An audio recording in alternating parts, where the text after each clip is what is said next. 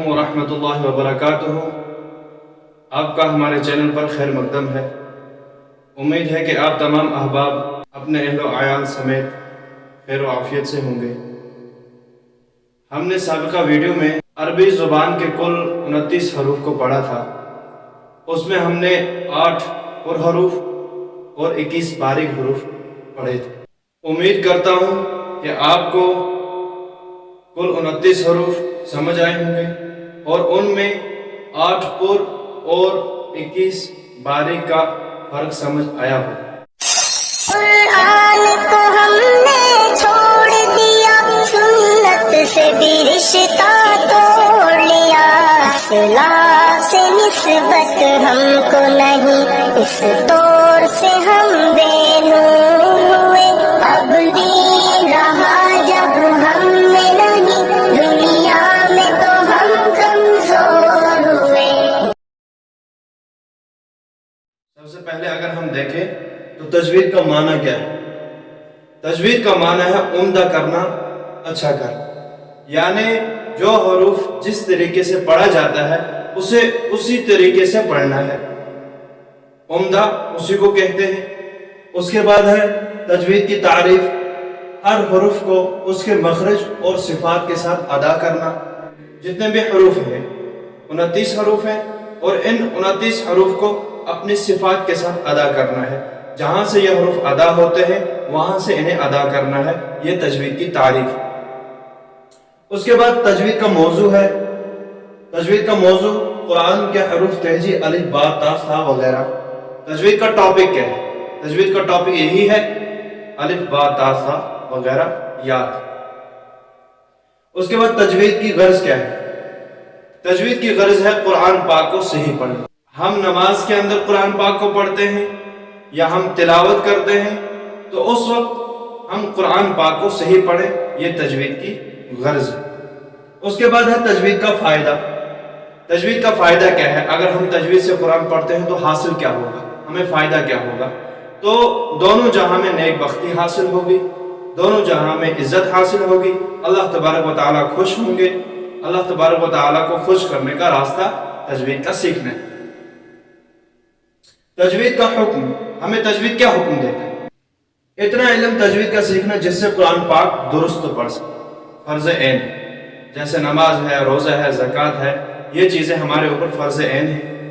اسی طریقے سے تجوید کا حکم ہے کہ اتنا علم تجوید کا سیکھنا جس سے ہم قرآن پاک کو صحیح پڑھ سکیں۔ اس کے بعد تجوید کا مرتبہ ہے۔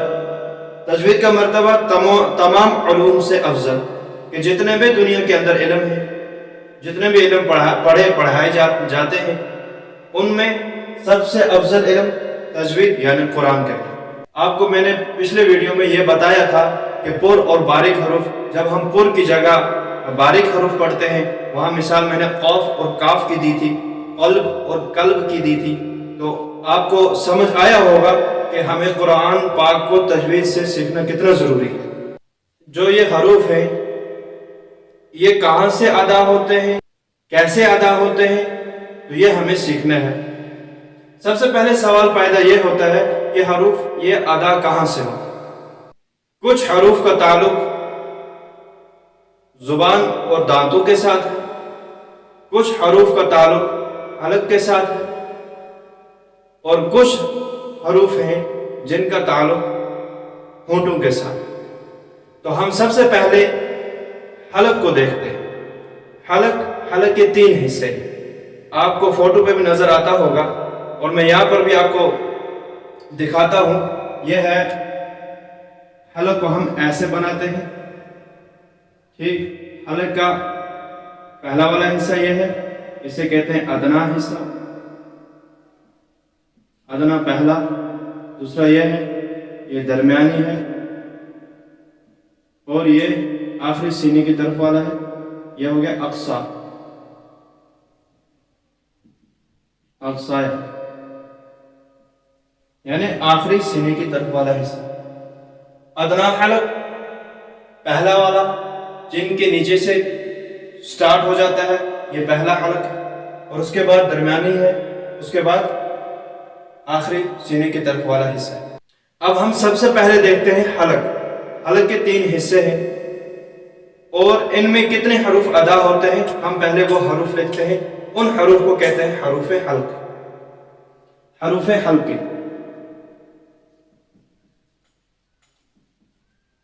حروف حلق: حمزہ، ہا، عین، ہا، غین، خا. یہ 6 حروف حلق سے نکلتے ہیں. اب یہ کہاں کہاں سے نکلتے ہیں ہمیں یہ دیکھنا ہے. ٹھیک، سب سے پہلے ہم لیتے ہیں ان 2 حروف کو. ان کا قاعدہ کیا ہے؟ سب سے پہلے ہم دیکھتے ہیں یہ کہاں سے نکلتے ہیں. ان کا قاعدہ ہے، یہ وہ حروف ہیں جو حلق کے آخری سینے کی طرف والے حصہ سے ادا ہوتے ہیں. حمزہ اور ہا یہ وہ حروف ہیں جو حلق کے آخری سینے کی طرف والے حصے سے ادا ہوتے ہیں. اب ہم اس کی مشق کرتے ہیں. حمزہ، تو آپ حمزہ پڑھیں اور یہاں پہ جہاں سے حلق ختم ہوتا ہے سینہ سٹارٹ ہو جاتا ہے، وہاں آپ انگلی دبائیں. انگلی دبا کر آپ پڑھیں حمزہ. حمزہ. تو جب آپ حمزہ پڑھیں گے تو یہاں سے آواز نکلے گی اور آپ کی انگلی کے نیچے وائبریشن ہوگی، تو سمجھ لیجئے کہ آپ کا حمزہ ادا ہو گیا. اس کے بعد ہا. ہا یہ بھی وہیں سے نکلتا ہے. اس کا بھی سیم ہے کہ آپ انگلی دبائیں، انگلی دبا کر آپ پڑھیں ہا، تو آپ کی انگلی کے نیچے وائبریشن ہوگی اور آپ سمجھ لیں کہ ہا بھی ادا ہو گیا. اب حمزہ اور ہا یہ آپ کو سمجھ آیا ہوگا انشاءاللہ. اب اس کے بعد ہم چلتے ہیں عین اور ہا کی طرف. عین، عین اور ہا، ان کا قاعدہ کیا ہے؟ یہ وہ حروف ہیں، یہ وہ حروف ہیں جو حلق کے درمیانی حصہ سے ادا ہوتے ہیں. عین اور ہا یہ وہ حروف ہیں جو حلق کے درمیانی حصہ سے ادا ہوتے ہیں. آپ فوٹو میں بھی دیکھ رہے ہیں اور آپ حلق کا جو درمیانی حصہ ہے آپ فوٹو میں دیکھ کے اپنی انگلی کو حلق کے درمیانی والے حصے پہ پریس کریں اور پڑھیں ہا.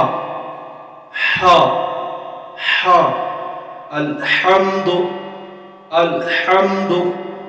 تو ہا ادا ہو گیا یہاں سے.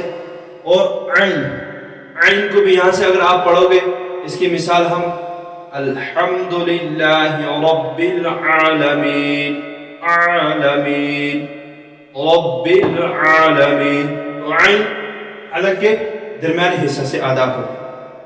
اس کے بعد ہم چلتے ہیں غین اور خا. غین اور خا. غین اور خا پر حروف، یہ آپ نے پیچھے پڑھا بھی. غین اور خا، اب اس کا قاعدہ کیا ہے؟ یہ وہ حروف ہیں جو حلق کے اوپری حصہ سے ادا ہوتے ہیں، یعنی ادنا حلق سے ادا ہوتے ہیں. جہاں سے حلق ہمارا سٹارٹ ہوتا ہے وہاں سے غین اور خا ادا ہوتے ہیں. ساتھ میں غین اور خا دونوں پر حروف ہیں. باقی یہ بھی باریک ہیں، یہ بھی باریک ہیں. یہ 2 کر کے 4 حروف بنتے ہیں، یہ بھی باریک ہیں. اور یہ 2 حروف جو ہیں یہ پر ہیں. اب اس کا قاعدہ کیا ہے؟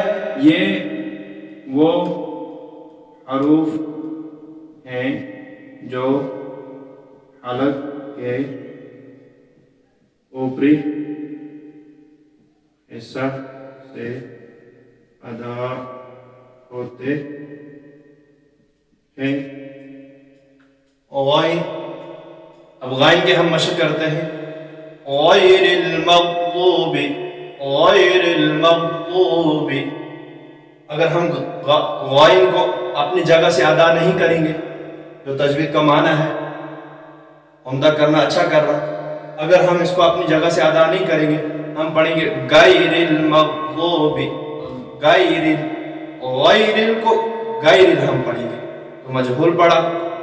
और खौ है, खौ की मिसाल हम लेते हैं हम फीहा खालिदून, खालिदून। अगर इसको हम अपनी जगह से अदा नहीं करते तो इसको हम कैसे पढ़ेंगे, हम फीहा खालिदून, खालिदून। तो खालिदून नहीं है, खालिदून, खालिदून, क्योंकि ये पुर भी है और इसको पुर पढ़ना है, खालिदून। ठीक। अब ये 6 हरूफ हलक से अदा होते हैं, दो दो करके ये 6 है, और ये 2 हलक के आखिरी सीने की तरफ वाले हिस्से से हमजा और हा अदा होते हैं, और आइन और हा दरमियानी हिस्सा से अदा होते हैं, आइन और खा ये अदना यानी ऊपरी हिस्सा से अदा होते हैं। अब हम इस हा और इस हा की मशक करते हैं। एक मिसाल से हम इनको समझते हैं कि हैं दोनों बारीक हरूफ, और ये हा है आखिरी सीने की तरफ वाले हिस्से से अदा होता है, और ये दरमियानी हिस्सा से अदा होता है। अब हा से क्या लिखा हुआ होता है, सूरह फातिहा में पढ़ते हैं अर्रहमानिर रहीम,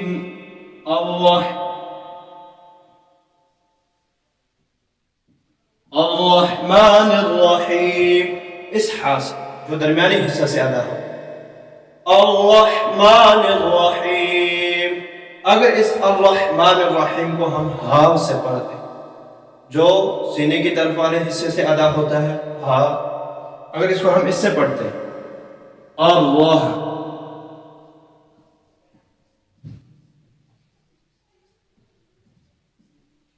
अर्रहमानिर रहीम, क्या पढ़ते हैं, इस हा से अगर हम इसको पढ़ते हैं तो इस अर्रहमानिर रहीम का तर्जमा क्या है, निहायत मेहरबान रहम करने वाला। तो अगर हम इसको हा की जगह हा पढ़ते हैं, अर्रहमानिर रहीम पढ़ते हैं, तो ये क्या बन जाएगा, नरम बारिश बरसाने वाला। तो हमने माना गलत कर दिया, और जब माना गलत हो जाता है तो तब हमारी, अगर नमाज के अंदर पढ़ रहे तो हमारी नमाज भी दुरुस्त नहीं होती।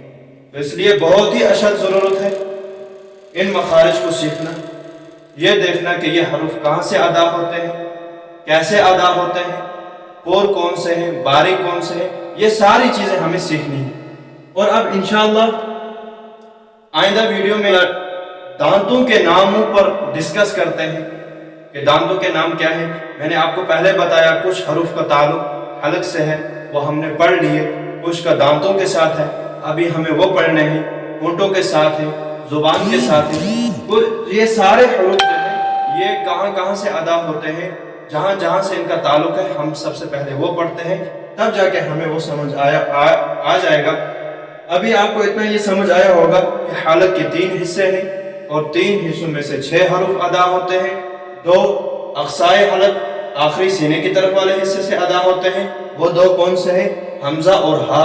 उसके बाद हा और आइन ये दरमियानी हिस्सा से अदा होते हैं, और गाइन और खा ये ऊपरी वाले हिस्सा से अदा होते हैं, और गाइन और खा और भी हैं। गैरिल मग़ज़ूबी, गैरिल तो हमने पुर पढ़ा, अगर हम पढ़ेंगे गैरिल तो हमने बारीक पढ़ लिया। और उसके बाद हम फीहा खालिदून, खालिदून, अगर हम इसको पढ़ेंगे खालिदून तो ये पढ़ने में नहीं आएगा। दूसरा ये है कि वआमनहुम मिन खौफ, अगर हम इसको पढ़ेंगे वआमनहुम मिन खौफ, खौफ को पुर पढ़ेंगे तो सही पढ़ा। अगर हम इसको पढ़ेंगे वआमनहुम मिन खौफ, खौफ सही नहीं है। तो आप मशक करें, और इंशाअल्लाह अगले वीडियो में हम डिस्कस करते हैं दांतों के नामों पे। तो उसके बाद फिर रह जाएंगे होंठों और ज़ुबान से जिन हरूफ का ताल्लुक है, वो हम बाद वाले वीडियो में पढ़ेंगे। तो आप अपनी राय का इजहार करें कि अगर वीडियो ज़्यादा लंबा हो रहा है तो फिर उसी हिसाब से, हम तो ज़्यादा हरूफ नहीं पढ़ रहे हैं, हम यही 2-2, 3-3 करके पढ़ेंगे ताकि वीडियो भी लंबी ना हो और आपको भी आसानी से समझ आ जाए। तो इंशाअल्लाह آج کے لیے اتنا ہی، ملتے ہیں اگلے ویڈیو میں۔ مجھے اجازت دے جانے سے پہلے ایک گزارش ہے آپ سے کہ اگر آپ چینل پر نئے ہیں تو میرا چینل سبسکرائب کریں، تاکہ آئندہ جو بھی ہماری تجوید کے ریلیٹڈ کلاسز آنے والی ہیں وہ آپ سب سے پہلے اٹینڈ کر سکیں۔ دوسری بات یہ ہے کہ زندگی میں ہم نے ہر کچھ سیکھ لیا، ہر فن سیکھ لیا، اگر ہم پیچھے ہیں تو صرف دین کے معاملے میں پیچھے ہیں۔ دوستو، میں آپ سے یہی گزارش کروں گا کہ 5 وقت کی نماز کی پابندی کریں اور قرآن کو قرآن کے الفاظ سے پڑھیں، جس طریقے سے قرآن پاک کو پڑھنے کا حق ہے۔ آپ سے گزارش ہے کہ آپ ہمارے چینل کا لنک اپنے دوست احباب سے بھی سینڈ کریں، تاکہ وہ لوگ بھی قرآن پاک کی غلطیوں کو درست کر سکیں، وہ بھی صحیح قرآن پڑھ سکیں، اور اس کا ثواب بھی آپ کو انشاءاللہ اللہ تبارک و تعالی ہمیشہ کے لیے دیتے رہیں گے۔